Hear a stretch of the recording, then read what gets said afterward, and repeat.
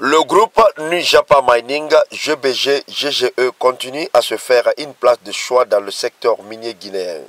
Ainsi, ils viennent d'injecter 22 millions de dollars dans le développement d'un certain nombre de permis d'or et de bauxite, selon son représentant.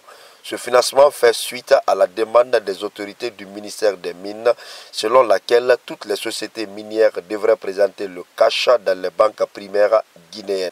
C'est le leadership du président, le colonel Mamadi Doumbouya, qui nous a motivés de faire cela. Et ça montre aussi que vraiment la jeunesse guinéenne, partout où il se trouve, pourra faire parler de non-guinéens, peut faire quelque chose pour faire sortir ces non-guinéens. La Guinée a beaucoup de talent, la Guinée a beaucoup d'experts. Ce groupe impacte positivement les communautés touchées par ses activités.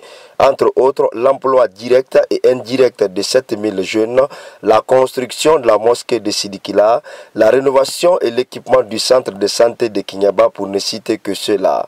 Son engagement pour le développement des projets miniers, aurifères et d'autres minerais fait trait à sa confiance en la gestion des nouvelles autorités à leur tête, le colonel Mamadi Doumbouya.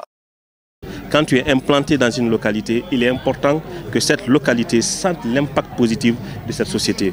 Au jour d'aujourd'hui, la présence de M. le ministre des Mines justifie cette demande de la société. La société New Japan Mining et l'usine de New Japan Mining, c'est la première usine qui est construite pendant la période de CNRD.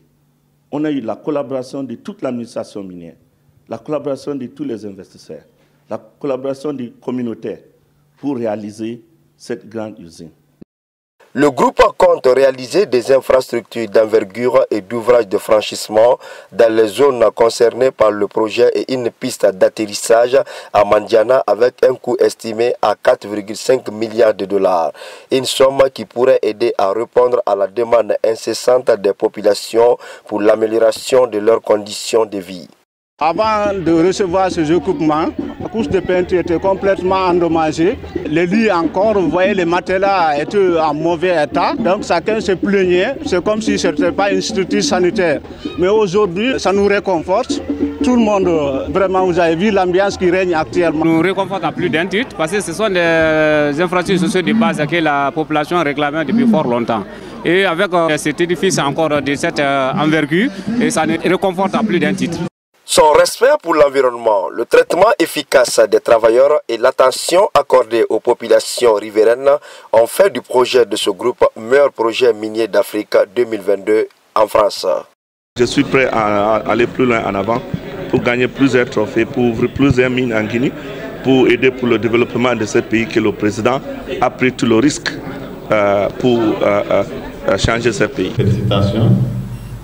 Nous continuerons à travailler avec la société New Japan Mining pour coordonner dans un bref délai pour que une équipe de l'État fasse un déplacement pour aller officiellement inaugurer cette mine. C'est un trophée qui en dit long.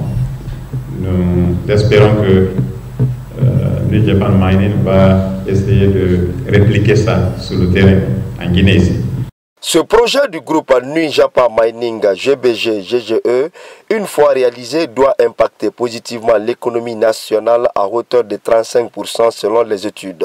Cependant, plus de 10 000 emplois directs et indirects sont envisagés dans les préfectures de Télémélé, Fria, Bofa et Dubreka, tout ceci dans l'esprit de la promotion du contenu local, sans oublier la raffinerie pour un développement inclusif de la République de Guinée, prôné et encouragé par le président de la transition, colonel Mamadi Doumbouya.